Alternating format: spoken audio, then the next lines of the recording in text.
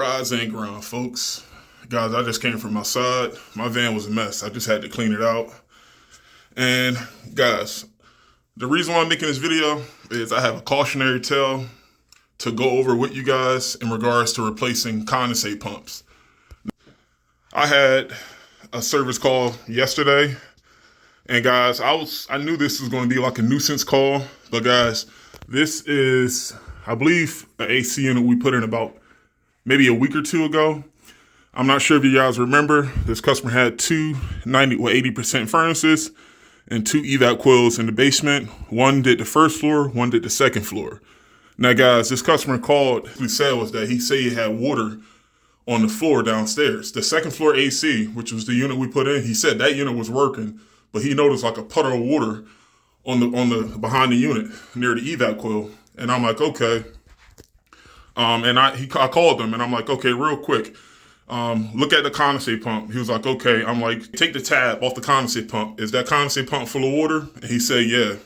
And instantly, guys, I knew at the bare minimum that condensate pump was probably shot. But guys, however, when we installed this unit, we definitely poured water inside the pump and everything was running. He didn't notice any water until a week after we installed the unit. But guys, I am making this video because I want to show you how not to overlook bad condensate pumps, if the condensate pump is even bad. Now guys, let me zoom out. This is an example of what I just said.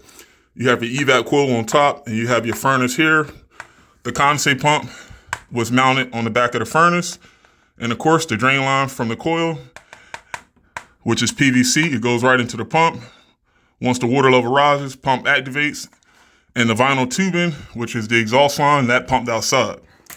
Now, what the customer was saying, guys, is that he just had a bunch of water on the floor, and this condensate pump was filled to the brim and leaking water. So, guys, this, based on how, and once again, this is before I even got here, based on how the customer was explaining this issue, I thought that this condensate pump was shot. So, guys, what I did was I didn't have a spare condensate pump in the van. I went to the supply house, and what I did was I grabbed the condensate pump, and I'm thinking, easy service call, in and out.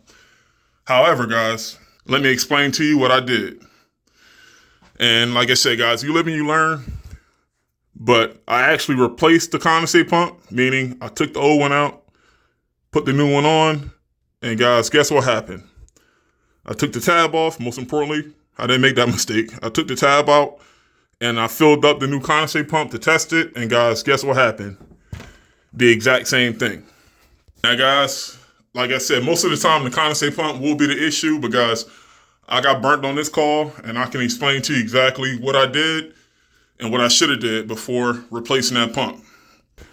What I did was I just put in a new pump, and when I tested it, it didn't work. But guys, here's why I'm making this video. And here's what I recommend you guys do before replacing a pump. Do this with the old pump. And guys, it's either one or two scenarios, and I'm going to explain those two scenarios in a minute. But if you go to another service call and your condensate pump is full of water and it's visibly not pumping the water down, right? Meaning the pump is still full and is dripping with the pump plugged in. Here's what I need you to do. With the old pump, you only need three things. You need the old pump, which of course should still be on the unit. You need maybe about 2 feet of vinyl tubing. You should have a roll of this on your vans, but you need vinyl tubing and you need an empty bucket. Here's why you need these three things, guys. What you're going to do is you're going to hook the vinyl tube up to the exhaust of the pump, just like that, and you're going to put the other end of that vinyl tube in the empty bucket. Basically, guys, what you want to do is you want to test the vinyl tubing coming from the pump. Not the tubing that's in your hand, because the tubing that's in your hand, guys, is just a small piece. But the existing tubing, with that customer, guys, the tubing was blocked. And I couldn't see it going into the wall, so I actually had to run a new vinyl tubing on the other side of the basement.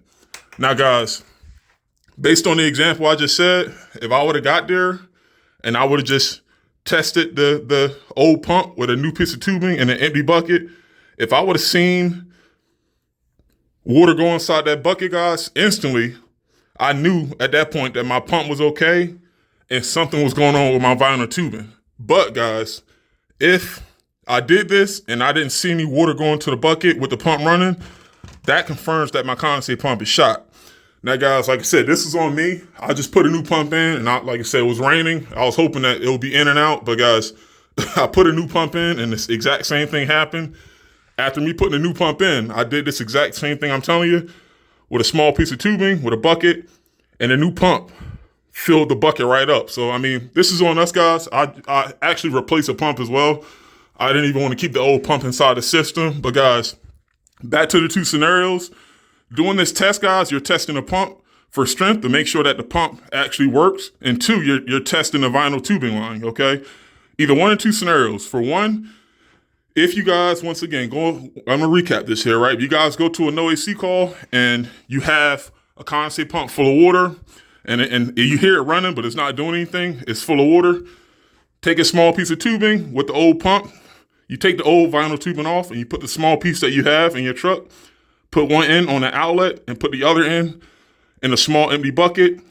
And as soon as you plug that pump in, if the pump runs and you see water pump out the pump into the bucket, then you know your pump is okay. That means that something's going on. There's a blockage in your exhaust line. Now, guys, if there's a blockage in your exhaust line, that means that you have to run a new vinyl tubing. That's if, once again, guys, with these vinyl tubing, sometimes, and you guys will see this a lot, but sometimes gunk and buildup can lead to a blockage somewhere, probably on the outer end of your vinyl tubing. And guys, you got to understand, if you have a blockage in your vinyl tubing, the pump only knows one thing: to turn on once the water level rises. But guys, if this thing turns on, assuming that the pump is full of water and water can't go out the pump, out the exhaust, guys, what's going to happen is it's going to backflow and it's going to leak out the pump. And that's exactly what was going on with the customer, guys. And like I said, guys, it's you live and you learn. But like I said, this technique definitely works. Like I said, the only thing you guys need, what you guys should have, as I repeat, is just an empty bucket and a vinyl tubing. You put the tubing on the bucket. If it fills up, then you know your pump is okay. You should either find the blockage or just run a new vinyl tubing line. Or two, if the pump doesn't fill up the bucket, meaning if this thing runs and it doesn't fill up the bucket, then you should replace the pump. Hope this helps out, guys. I got to get up out of here. Peace out. I'll see you guys on the next one.